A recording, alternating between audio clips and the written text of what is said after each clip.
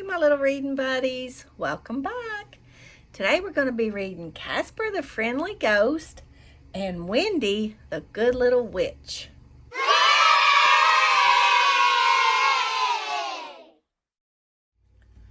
And don't come back until you can be mean and nasty as a ghost should be, shouted a mean, nasty ghost, actually kicking Casper the Friendly Ghost out of the house.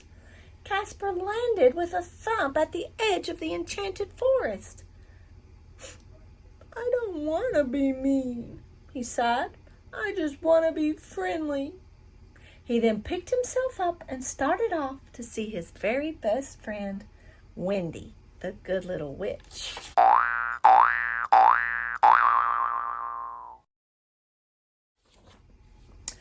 But when Casper got to Wendy's house, he could hear the evil witch Weevil scolding her, saying, "And don't come back until you can be evil, as a witch should be." Wendy saw Casper and sighed. "But I don't want to be an evil witch.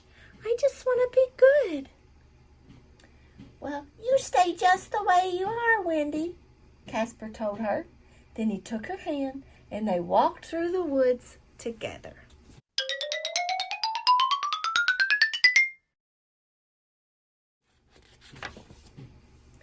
Meanwhile, at the cottage of the very polite bears, a different scene was taking place.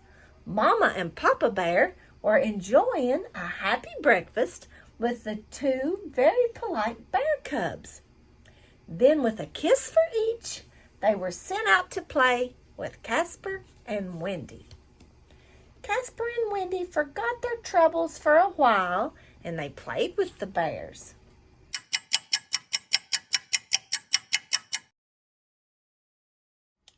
They laughed and scampered and jumped and frolicked. They were as happy as a friendly ghost, a good witch, and two very polite bears could be.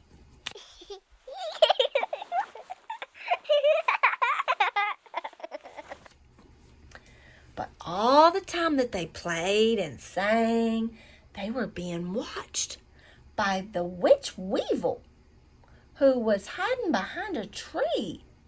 Witch Weevil muttered to herself, "All that happiness, all that laughter, all that goodness." Then she thought of something mean. "I'll cast a spell on those bears," she cackled. "Hippity bippity babbity, scratch and bite, claw and fight."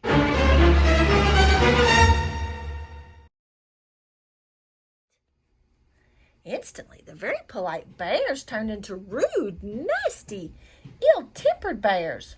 One turned to Casper. "Scat, you horrid ghost," he growled. "It's you and your kind who frighten everybody." Then he swung a mean fist right at Casper, which only went through him because he was a ghost.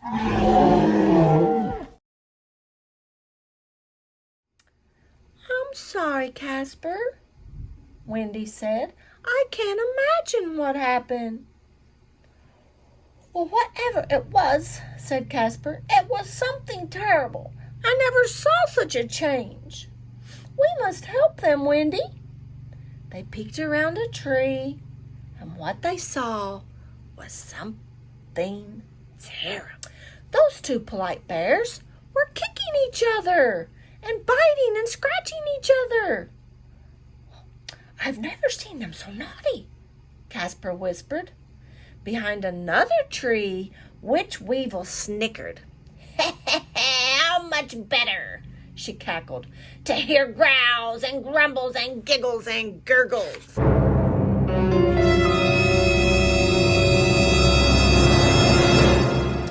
Casper and Wendy heard her. "She has cast a spell on the bears," Wendy whispered. "We'll have to do something," Casper said, "or they'll forget how to be polite." "Well," said Wendy, "I can make them silent, but they may have forgotten already.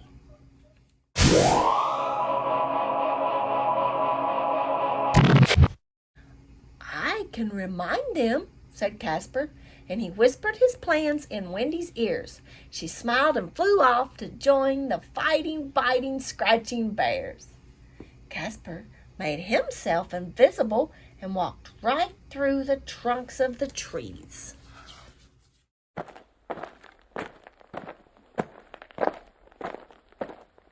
When Wendy reached the bears, she took out her magic wand and said, "Growl not, grumble not, silent be."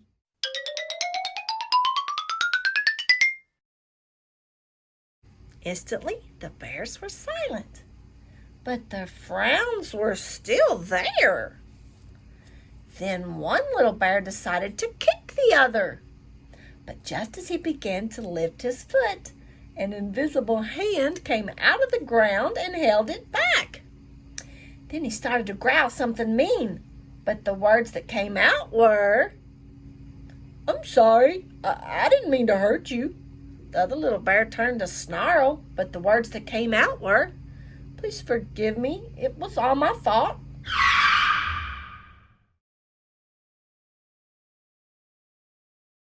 And they were both smiling.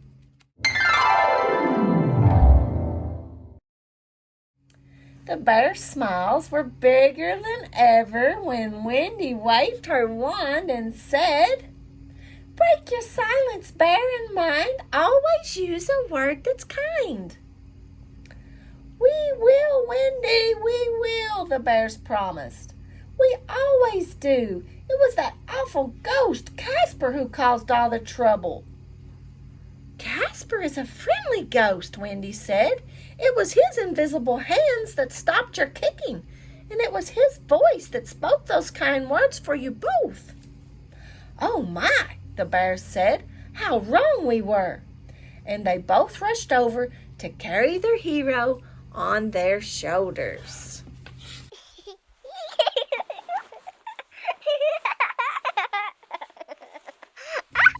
Happy to be friends again, they all started a game of Follow the Leader. Casper, as the leader, stood on his hands and walked on air.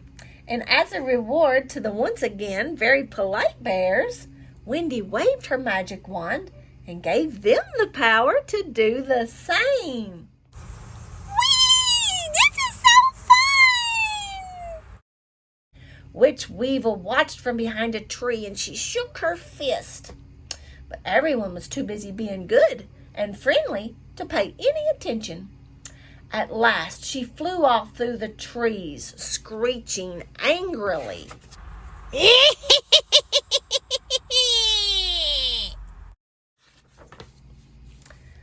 "Whew, such a terrible noise," cried Wendy. "Such an unhappy sound," cried Casper. The two little bears nodded. "But you two have taught us that the happiest sound is a kind word. And there's certainly lots of magic in that," said Casper and Wendy. The end.